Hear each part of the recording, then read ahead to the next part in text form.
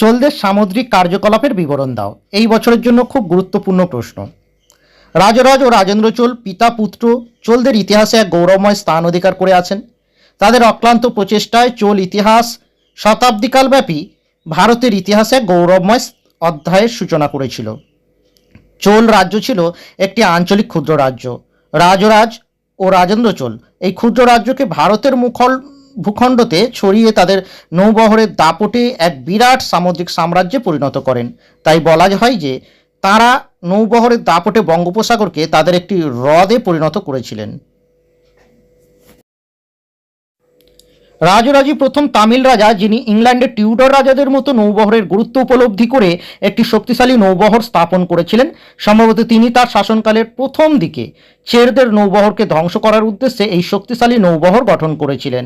প্রথমে তিনি তার এই নৌবহরের সাহায্যে তার তিনটি প্রতিবেশী সামুদ্রিক রাজ্য পাণ্ড, কেরল ও সিংহলের বিরুদ্ধে অভিযান করেন। প্রথম অভিযানে তিনি পাণ্ড্যদের ধ্বংস করেন এবং মাদুরা অধিকার করে পাণ্ড রাজা অমরভুজঙ্গকে বন্দী করেন।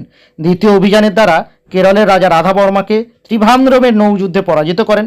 তিনি কেরল ও কুইলন দখল করেন।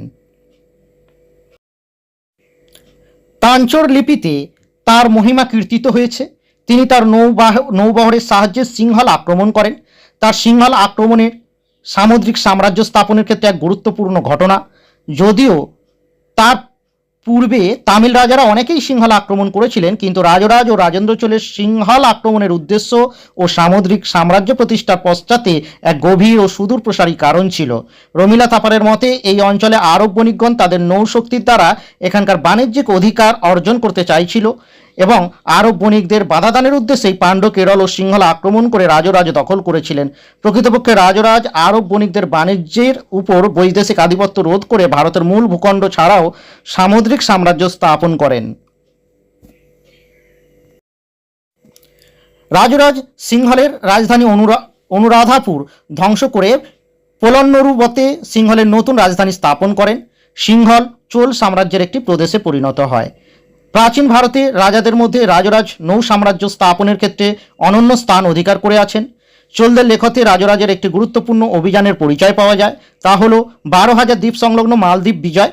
যদিও এই অভিযানের বিরুদ্ধে বিস্তৃত পরিচয় পাওয়া যায় না, তা সত্ত্বেও বলা হয় সম্ভবত তিনি এই অভিযানের মাধ্যমে মালদ্বীপ অধিকার করে সমুদ্রপথের উপর নিয়ন্ত্রণ সুদৃঢ় করে দক্ষিণ পূর্ব এশিয়ায় বাণিজ্য পথ নিজ নিয়ন্ত্রণে রাখতে চেয়েছিলেন।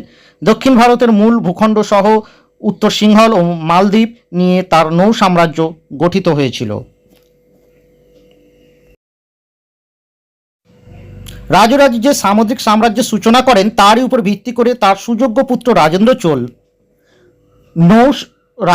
নৌ সাম্রাজ্যের সৌধ নির্মাণ করেন। রাজরাজ যা শুরু করেছিলেন উপযুক্ত পুত্র রাজেন্দ্র চোল তা মহা গৌরবের সঙ্গে সমাপ্ত করেছিলেন। তাই কোনো কোনো ঐতিহাসিক রাজরাজ ও রাজেন্দ্র চোলের সম্পর্কে ম্যাসিডনের ইতিহাসে ফিলিপ ও আলেকজান্ডারের সঙ্গে তুলনা করেছেন। তার পরাক্রান্ত নৌবাহিনী বঙ্গোপসাগর অতিক্রম করে আন্দামান নিকোবর দ্বীপপুঞ্জ ও বম্বদেশের পেগু প্রদেশে ও সেখানকার কয়েকটি বন্দর অধিকার করেন। রাজেন্দ্র চোলের সময় চোলদের নৌনীতি পরিপূর্ণতা লাভ করে। তিনিও তার পিতার মতো উপলব্ধি করেন যে সমুদ্র উপকূলে আরবদের বাণিজ্যিক ও নৌ আধিপত্য রোধ করতে হলে কেরল,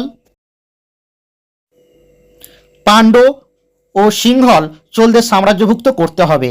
এই উদ্দেশ্যে তিনি শ্রীবিজয় ও জবদ্বীপের নরপতি শৈলেন্দ্র বংশীয় চূড়ামণি বর্মনের পুত্র সংগ্রাম বিজয় তুঙ্গকে পরাজিত করেন। এর ফলে শৈলেন্দ্র সাম্রাজ্যের কিছু অংশ চোলদের অধিকারে আসে। কোনো ভারতীয় নরপতি ইতিপূর্বে পূর্ব ভারতের দ্বীপপুঞ্জে এই রকম গৌরবময় সাফল্য অর্জন করতে পারেনি, কারণ তিনি শ্রীবিজয়ের রাজধানী অগ্নিদগ্ধ করেছিলেন এবং সিংহলের মতো শ্রীবিজয়কে একটি চোল প্রদেশে পরিণত করেন। তার সব থেকে গুরুত্বপূর্ণ উল্লেখযোগ্য সাফল্য সিংহল অভিযান, কারণ তার পিতা রাজরাজের সিংহল অভিযানের স্থায়িত্ব লাভ করেনি। রাজেন্দ্র সিংহল রাজ পঞ্চম মহেন্দ্রকে পরাজিত ও বন্দী করেন, তবে রাজেন্দ্র সিংহলকে কতদিন নিজ অধিকারে রাখতে সমর্থ হয়েছিল সে বিষয়ে সন্দেহ আছে।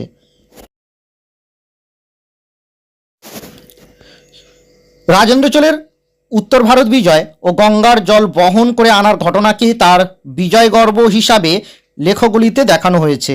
অনেকে মনে করেন তা একটি অতিরঞ্জিত ঘটনা হিসাবে ইতিহাসে চিহ্নিত হওয়া উচিত। উত্তর ভারতে তার এই অভিযান হঠাৎ হানা হিসাবেই দেখা উচিত। তবে তিনি উত্তর ভারতে তার সামরিক মর্যাদার গৌরবের নিদর্শন রাখতে সমর্থ হয়েছিলেন।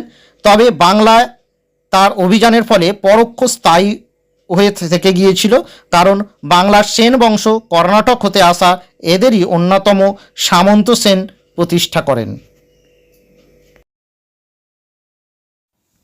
রাজেন্দ্র চোল এইভাবে তার নৌবাহিনীর দাপটে বঙ্গোপসাগরকে চোল হ্রদে পরিণত করেন। একটা সময় আরব জাহাজগুলি মালাক্কা সাগরে আনাগোনা করছিল। আরব বণিকরা দক্ষিণ পূর্ব এশিয়ার পথে যে ভারত চীন বাণিজ্য চালিয়েছিল তাও তারা দখল করার চেষ্টায় ছিল। শৈলেন্দ্র বংশীয় রাজারা মালয়কেই চীন ভারত বাণিজ্যের কেন্দ্র হিসাবে গড়ে তুলতে চাইছিলেন। আরব বণিকদের এই উদ্যোগ যদি সফল হতো তাহলে চীন ভারত বাণিজ্য তাদের অনুকূলে চলে যেত এবং এদেশের প্রভূত অর্থনৈতিক ক্ষতি হতো। কিন্তু রাজেন্দ্র চোল তার পিতার মতোই দূরদৃষ্টি সম্পন্ন এবং বিচক্ষণ রাষ্ট্রনীতি হওয়ায় তিনি এক সুদূরপ্রসারী নৌ সাম্রাজ্য প্রতিষ্ঠার পরিকল্পনা গ্রহণ করেন এবং আরবদের বাণিজ্যিক অধিকার হতে রাজরাজ ও রাজেন্দ্র চোল দুজনেই যে সুদৃঢ় ও পরিকল্পিত নৌনীতি গ্রহণ করেন তার দ্বারা ভারতের মূল ভূখণ্ড হতে বহু দূর পর্যন্ত এক বিরাট সামুদ্রিক সাম্রাজ্য স্থাপন করে প্রাচীন ভারত ইতিহাসে এক গৌরবময় স্থান অধিকার করে আছেন।